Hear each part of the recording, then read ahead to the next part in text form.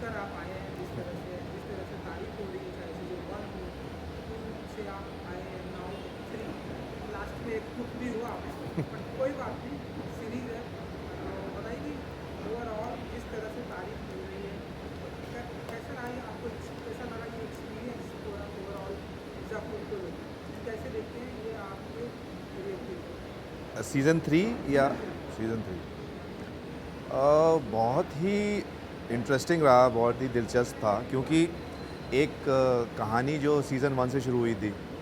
Season 1 में किरदार सिर्फ इंट्रोड्यूस हुआ था, लिटरली एक ही सीन था, लेकिन बहुत अच्छी तरीके से, एक बहुत ही पुख्ता तरीके से इंट्रोड्यूस हुआ था क्योंकि जो वो सीन भी था जिसमें वो अपने फादर से बात कर रहा है, आता है बाहर से एक आदमी और कुछ ऐसी बातें करता है कि आपको समझ में आता है कि इसका अपने फादर के साथ कॉन्फ्लिक्ट है। उसी दुनिया में पैदा हुआ है लेकिन उस दुनिया का हिस्सा नहीं होना चाहता है। और फिर उसके बाद एक कमेंट करता है बहुत ही बड़े किरदार के ऊपर, कालीन भैया और मुन्ना, कि भाई अगर आप उन पे अटैक करना चाहते हैं तो एक न्यूट्रल ग्राउंड पे करिए, और मुन्ना को तो आप ज़्यादा वो मत दीजिए तवज्जो क्योंकि वो एक कमज़ोर कड़ी है, तो फोकस करिए कालीन भैया पे। तो उससे पता चलता है कि एक वो कैरेक्टर बहुत ही स्ट्रांगली वो कैरेक्टर हमने प्लेस कर दिया था कहानी में। फिर सीज़न 2 में थोड़ा और किरदार बढ़ा, लेकिन फिर भी सीज़न 2 तक हम उसे कहीं बीच में देखते थे। ना वो एंटागनिस्ट था, ना वो प्रोटैगनिस्ट था, ना वो नायक था, ना खलनायक था। लेकिन सीज़न 3 की शुरुआत से ही हमने उसे एक नायक के रूप में देखना शुरू किया क्योंकि वो किरदार जो था वो और ज़्यादा डायनामिक हो गया। उसमें एक नए लेयर्स ऐड हुए, नए कलर्स ऐड हुए। एक इमोशनल लेयर थी जो कि बहुत स्ट्रॉन्ग थी, जिसकी आप भी बात कर रहे थे, जो एंड में जाके वो टिप ऑफ होता है।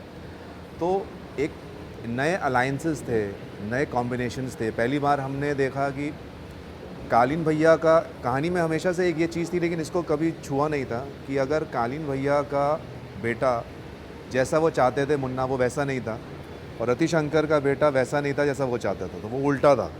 तो इस बार हमने पहली बार देखा कि अगर कालीन भैया और शरद शुक्ला एक साथ हो जाएं तो क्या होगा।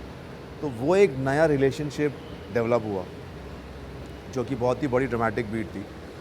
लेकिन हाँ, एज एन एक्टर भी काफ़ी कुछ था करने के लिए इस बार सीन्स में, क्योंकि होता वही है कि आपके पास स्कोप जब होगा तभी आप कुछ उस चीज़ को और ज़्यादा एक्सप्लोर कर सकते हैं। तो इस बार मुझे लगता है वो बहुत ज़्यादा सीन्स में था, कहानी में था, कि जितना भी आप अपने किरदार में, उसकी गहराई में डुबकी लगाएंगे उतना स्कोप था कि आप ला सकते हैं कुछ ना कुछ। तो मज़ा बहुत आया, और उस बात की अब खुशी है और हल्का सा सेटिस्फैक्शन भी है कि उसका जो असर है, जो इम्पैक्ट है लोगों पे, वो भी वैसा ही पड़ा जैसा सोचा था। और बहुत इम्पॉर्टेंट होता है कि आपकी इस पूरे सर्कल में जो आप क्रिएट करते हैं, फाइनल जो माइलस्टोन होता है वो होती है ऑडियंस। तो ऑडियंस का क्या कहना है आपकी कोशिश पे, वो बहुत इम्पॉर्टेंट होता है। तो अब क्योंकि उसका जो असर है, जो फीडबैक है बहुत सही है और अच्छा आ रहा है, तो खुशी है। कुर्सी का मोह तो हर किसी को होता है, कुर्सी का प्यार हर कि आपको भी कहीं ना कहीं हमने देखा ये मिला, बट अनफॉर्चुनेटली जिस लाइफ की मतलब वो अब हमें आगे सीज़न में नहीं देखने को मिला। तो आप बताइए पर्सनली कुर्सी का प्यार कितना है आपको, एंड ये जो कुछ भी हुआ आपके साथ वो कैसे देखते हैं आप? वो कैसे देखता हूँ मैं, एक ड्रामेटिक बीट है, एक एरा है। आई थिंक वो बात शुरुआत होती है जैसे कि लास्ट सीन की जो आप बात कर रहे हो, उसमें मिर्ज़ापुर की दुनिया का सबसे बड़ा किरदार, एक महानायक अखंडानंद त्रिपाठी उर्फ कालीन भैया, वो अनाउंस करते हैं, वो बात शुरू करते हैं कि भाई ये गद्दी हमने और हमारे बाबूजी ने बनाई थी, और उसका ऐसे ही वो चीज़ शुरुआत हुई उसकी गद्दी की जो प्रथा थी।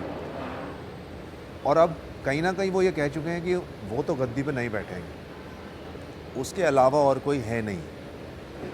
तो उन्होंने कहा कि उनके हिसाब से कि भाई गद्दी पे वो बैठना चाहिए जो कि हमारा प्रतिबिंब हो और एक सही इंसान हो, जो उनकी लाइन भी है कि जो कठोरता से दंड दे और आराम से संयमता से निर्णय ले। और उनकी नज़र में एक ही इंसान है, शरद शुक्ला, जो होगा किंग ऑफ मिर्ज़ापुर। और वो किंग ऑफ मिर्ज़ापुर नहीं, वो होंगे लास्ट किंग ऑफ मिर्ज़ापुर। तो इस लाइन से, इस बात से एक ऐसी चीज़ देखी जाती है कि एक जो किंग ऑफ मिर्ज़ापुर वाला जो एक पूरा चैनल है, थॉट है, वो एरा है, वो कहीं ना कहीं वो बात शायद ख़त्म होती है लास्ट किंग ऑफ मिर्ज़ापुर से। तो एक बहुत ही ड्रामेटिक बीट है उस कैरेक्टर के लिए, शरद के लिए, कि वो कैसे बड़ा हुआ, करते करते करते जो उसको बना करना था, जो चीज़ें उसको बनानी थी, उसने अपना ग्राफ पूरा किया।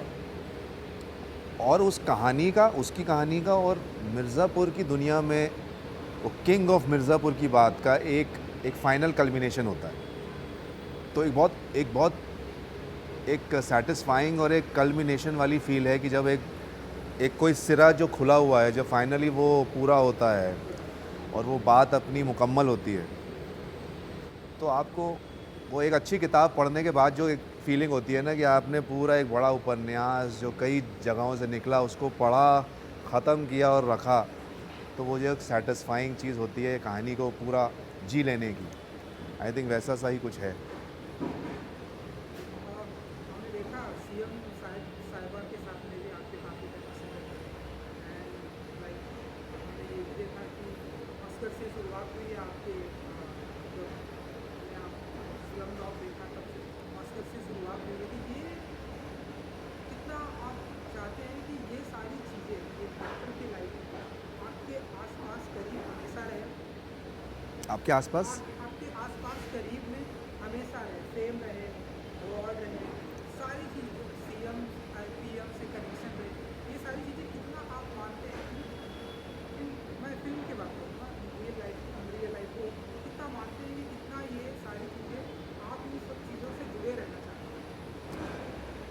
ये मतलब देखिए, ये तो एक ऐसी चीज़ है कि आप क्या चाहते हैं, क्या करना चाहते हैं। मतलब देखिए, आपका काम है अभिनय करना। आपके पास एक कहानी आती है, आप उस कहानी को, उस किरदार को अपनी क्षमता के साथ, अपनी पूरी शिद्दत के साथ, सच्चाई के साथ उसमें उतरते हैं, अपने इस काम को पूरा करते हैं।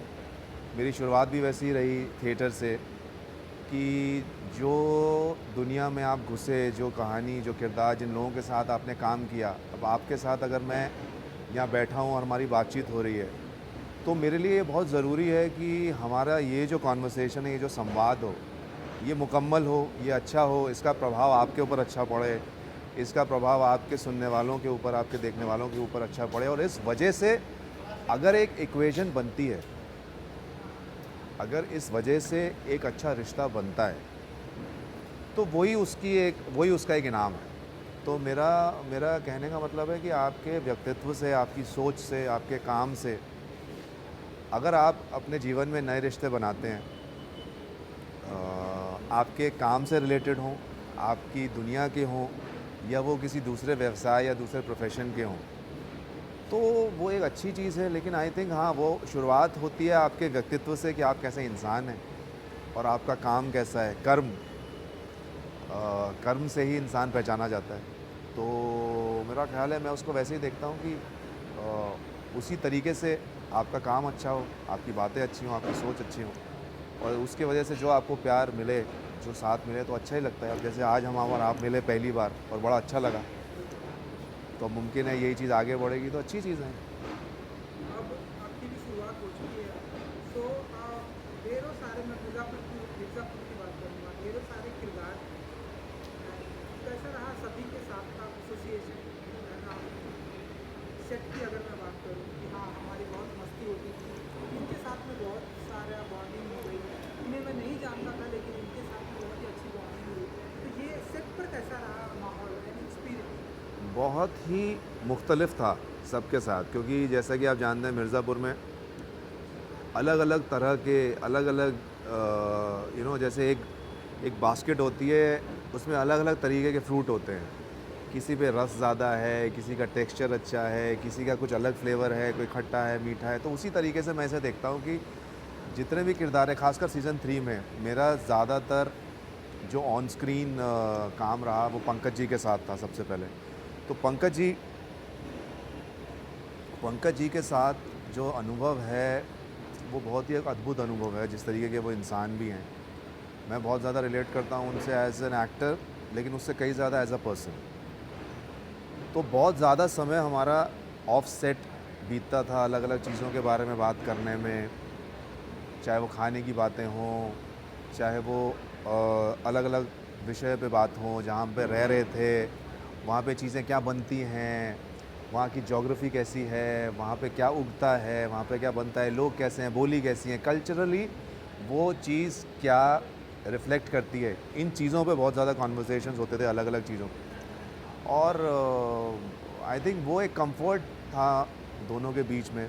मतलब I think almost every day मैं या तो मैं उनकी वैन में होता था, हम लोग घंटों बातें कर रहे होते थे, जब अगर हमारे पास समय है, अगर हमारा जो शॉट है वो थोड़े समय बाद होगा, तो कई चीज़ों पे बातें होती थी। और आई थिंक वो कंफर्ट ही बात करते करते करते करते वो कब सीन शुरू हो जाता था पता नहीं चलता था। और सीन में भी हम इतने ज़्यादा सहज होते थे, इनफैक्ट ऐसे ही करते करते हम सीन कर रहे थे और कुछ एक चीज़ थी, मैंने ऐसे ही शायद अपना कपड़ा कुछ ऐसे ठीक करना था, वो मैंने किया सीन में, और बात करते करते हम आगे बढ़ गए। तो मुझे तो इस बात का रियलाइज़ेशन भी नहीं हुआ, उन्होंने ही मुझे बाद में बताया कि यार वो इतना अच्छा मोमेंट था कि तुम एक एक्चुअल मोमेंट में एक चीज़ थी, तुम्हें लगी कि तुम्हें ठीक करनी है, तुमने कर भी लिया और वो तुम्हारे परफॉर्मेंस का एक हिस्सा बन गया। तो इस इतना सहज एक इक्वेशन था अली के साथ, बहुत ही, मतलब मैं ये मानता हूँ कि जिस तरीके से हमारा ऑन स्क्रीन एक गुड्डू और शरद के बीच में जो एक एंग्स था, जो एक ऑपोजिट वो है कि एक दूसरे के प्रतिद्वंदी हैं, वो इतना खूबी से इसीलिए आ पाया क्योंकि हम ऑन स्क्रीन बहुत ज़्यादा एक दूसरे के लिए सपोर्टिव हैं, प्रोफेशनल हैं, बहुत अच्छा रिश्ता है, एक दूसरे की खूबियाँ और एक दूसरे की अच्छी चीज़ें बताने में कतराते नहीं हैं कि यार मुझे लगता है तुमने ये चीज़ जो थी बहुत अच्छी की, और वैसे ही वो आएगा। और आई रिमेंबर कि ही केम एंड ही हग्ड मी कि यार बहुत अच्छा काम हुआ है। मैंने कहा यार अच्छा काम हुआ है क्योंकि आई थिंक क्योंकि सामने जो किरदार था, जो अभिनेता था, वो भी अच्छा था। तो इस तरीके का बहुत ही एक, क्या है ना कि मिर्ज़ापुर तक पहुँचते पहुँचते जितने भी अभिनेता हैं और अभिनेत्रियाँ हैं, उनका ऐसी एक यात्रा रही है कि आप अब काफ़ी सिक्योर हैं जब आप मिर्ज़ापुर में आते हैं, काम करते हैं, आप बहुत, तो ये कंफर्ट ही है जो एक अलग स्तर पे ट्रांसलेट होता है परफॉर्मेंसेस में। तो मतलब बहुत अच्छा रहा। बाकी जिन लोगों के साथ काम नहीं उतना किया, उनके साथ भी ऑफ स्क्रीन बहुत अच्छी दोस्ती है, चाहे वो प्रियांशु हो जो रॉबिन का किरदार करते हैं, चाहे वो श्वेता हो। तो बहुत ही एक अलग और बहुत ही अनूठा अनुभव रहता है मिर्ज़ापुर पे काम करने का। क्योंकि काफ़ी तारीफ है, काफ़ी फेम मिला है मिर्ज़ापुर, चाहे सीजन 1, 2, आप ये की मैं बात करूँ। तो अब एज एन एक्टर जो भी आप करेंगे, कुछ प्रेशर होगा आपके ऊपर क्योंकि काफ़ी अप्रिसिएट किया गया है, चाहे मैं मिर्ज़ापुर की बात करूँ, चाहे मैं स्लमडॉग मिलियनेयर की बात करूँ, वीर की बात करूँ। तो अब जो भी आप करेंगे तो प्रेशर होता है आपको कि ऑडियंस ने मेरे इतने सारे काम को सराहा है, ये जो मैं करूँगा, प्रेशर होता है आपके ऊपर? बिल्कुल। देखिए वो एक चैलेंज की बात है, वो एक चुनौती होती है कि आपकी आपकी वो एक चुनौती है और वो एक चैलेंज है जो आपकी खुद से एक अपेक्षा होती है कि अगर आपने जैसे, और वो किसी और काम के लिए नहीं, वो सीज़न 2 से सीज़न 3 में भी था कि जब सीज़न 2 में आपने कुछ चीज़ें की और वो बहुत अच्छी निकल के आई और लोगों ने उसको पसंद किया, सराहा, तो अब आपकी खुद से एक ज़िम्मेदारी, खुद से एक अपेक्षा होती है कि आप उस चीज़ को थोड़ा आगे ही लेके जाएँ। वो बिल्कुल होता है, लेकिन आपको जब आप काम कर रहे होते हो तो आपको एक समय के बाद उस चीज़ को भूल जाना पड़ता है क्योंकि आप उस प्रेशर को लेके काम नहीं कर सकते। तो जब आपको पता है कि आपके ऊपर ज़िम्मेदारी कितनी है, आपके ऊपर आप एक बहुत बड़े किरदार को लेके अपने कंधे पे चल रहे हैं और आपको बहुत ही बारीकियां हैं इस किरदार की जो आपको लेकर आनी है बाहर, लेकिन वो एक चीज़ है। लेकिन जब आप उस किरदार को जीवंत कर रहे हैं, उसको जी रहे हैं, तो आप इस चीज़ का प्रेशर नहीं ले सकते। तब आपको उसी चीज़ को, उसी ज़ीरो या उस पे जाना पड़ेगा एकदम शून्य में कि आपने एकदम ज़ीरो से शुरुआत की फिर से, क्योंकि चीज़ें फिर ही बनेंगी। तो आई थिंक वही हमेशा प्रक्रिया रहती है और रही है कि आप इन सारी चीज़ों को भूल के उस स्पेस में जाएँ जहाँ पे आप सिर्फ़ एक नई चीज़ को दोबारा क्रिएट करने में लग जाएँ। कितना अच्छा आप कर पाएँगे, नहीं कर पाएँगे, ये तो समय ही बताएगा। कई बार कुछ चीज़ें आप करोगे वो सही बैठेंगी, कई बार नहीं बैठेंगी, लेकिन वो आई थिंक इस क्रिएटिव वर्ल्ड का एक चीज़ है।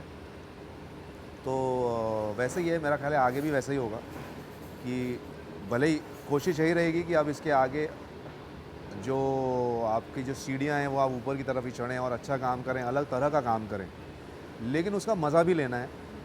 सिर्फ उसमें प्रेशर नहीं लेना है, उसका मज़ा भी लेना है, उसको एंजॉय करना है, क्योंकि वही चीज़ है जो ऑडियंस तक भी ट्रांसलेट होगी। अगर आपने मज़ा लिया है तो आप तक वो बात पहुंचेगी, वो मज़ा आप तक भी पहुंचेगा। चलिए, आई विश कि आप डे बाय डे सफलता की सीढ़ियाँ चढ़ते रहें। अपने फैंस को कुछ कहना चाहेंगे, जो भी आपका अपकमिंग आने वाला है, लोग उनको बेसब्री से इंतजार है, जिन्होंने मिर्ज़ापुर को बहुत प्यार दिया है, फैंस को कुछ कहेंगे?